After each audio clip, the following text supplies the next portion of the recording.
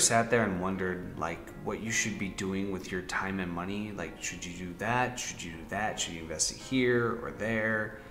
And you know, that's a pretty common predicament. On one hand, you could mow the lawn yourself, or on the other hand, you can pay the neighborhood kid 20 bucks to mow it for you. And these are the type of predicaments that we have on a daily basis, whether it's where to invest money, or how to buy a car, or taking your kids to the park. So we are constantly weighing decisions. But did you know that the missed benefit of choosing one over the other has a name? And that name is opportunity cost. Let's go.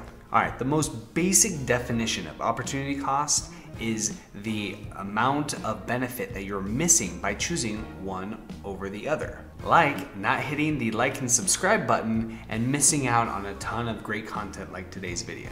All right, let's look back at the example of mowing the lawn. You could pay the kid down the street 20 bucks to mow the lawn for you. But it's like, oh, I can do it myself. I mean, it's right here, I can just do it. And I mean, it costs me an hour of my time, but I could do it myself, right? Well, the thing is, could that hour of your time generate some benefit in other ways? Perhaps you can write a blog post in that hour that will eventually generate $25. So now if you mowed the lawn yourself, you're actually missing out on $5. You save $20 by not paying that neighborhood kid, but you cost yourself $25 by not writing that blog post. And that $5 is the opportunity cost. Now I know this is like a very simplistic example, but it happens with investing all the time. For example, today's interest rates are incredibly low, and it's never been cheaper to borrow money. And there are many people out there like Dave Ramsey that'll say, all debt is bad. Do whatever you can to get out of debt. And while that advice is really good for some people, like my mom, for other people, it's actually not the wisest thing you could be doing. Because your money today is worth more than it will be tomorrow. So if you're paying off these very low interest debts, you're actually leaving a huge opportunity cost on the table. Let's take a look at the S&P 500. Now, it went up 26.9% in 2021. So if you ended up having a loan at 4% and you paid it off over that year, instead of investing it, your opportunity cost would have been 22.9% because it's the 26.9 minus that 4% that you would have made if you would have just invested it. All right, let's look at real numbers for a second. All right, say you had a $1,000 loan at a 4% interest rate. Now after that year, you didn't pay off the loan and now you have $1,040 in debt.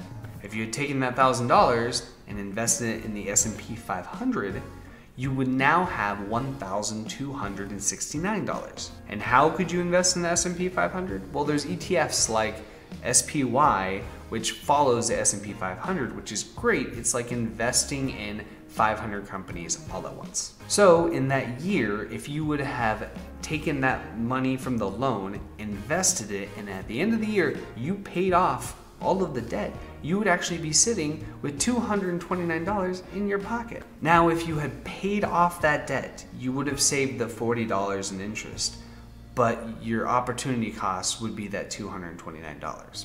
Make sense?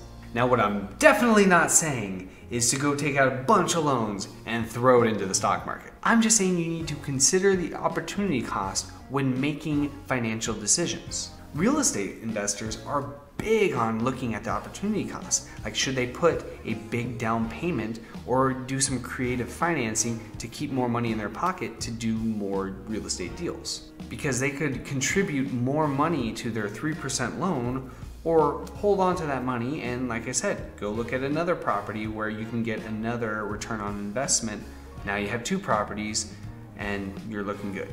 So if you use less money to secure a property, what can you be doing with the rest of that money? Would you invest it in more assets, or would you put it in a savings account to just waste away? The thing is, with savings accounts for most of the banks out there, the interest rate is not up to 3%. So if you didn't actively use that money, you're now going to pay more interest on the money. So it would have been better just to pay off more of that 3% debt. But like I said, if you're going to buy more property and get it, like I say, a 10% return on investment, then there you go. You got a 7% extra in your bank account by investing that money instead of putting it into a savings account or into that loan. So if you could have used that money to buy another property at 10% return on investment, then that opportunity cost is 7% if you were to pay into that 3% loan.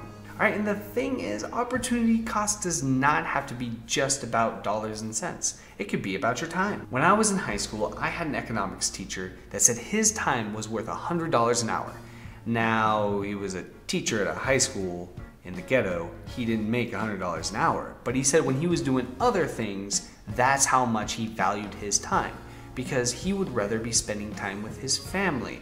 So unless something was going to come around and give him $100 an hour, he was going to pass to spend more time with his family. Now, was he generating revenue by spending time with his family? Probably not. But that's what he cherished, and anything under $100 an hour was not worth giving up that quality time.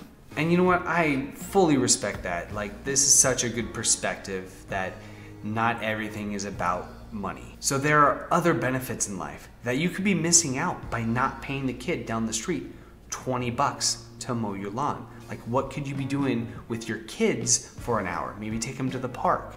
And is it worth the $20? I would say so. And the thing is, the opportunity cost is not a line item on a balance sheet. Companies don't register it like, oh, this was an opportunity cost that we're paying. It's all about weighing the options and understanding where you could have better spent that time and or money. And this is why I do a benefit analysis before making any large financial decisions. And the thing is, there are huge risks involved. Like, you know, the market not acting exactly how you thought it was going to. I mean, just look at January 2022. Didn't quite go like it did the previous 3 months. But calculating the opportunity cost is definitely something you should do before making large financial decisions. And once again, this goes for both work and life. So how much is your time worth? How much are you willing to give up time with your kids and your family to make some extra money? The largest reason I invest in stocks and real estate is to get that passive income. So then I can spend as much time as I want with my family, and I can have that how much my time is worth be more and more, because I don't have to rely on money to necessarily live. I can spend time with the family. And I, for one, would definitely pay that kid $20 to take kids to the park, because it's just $20. So think about the opportunity cost and how it may help your decisions in the future. All right.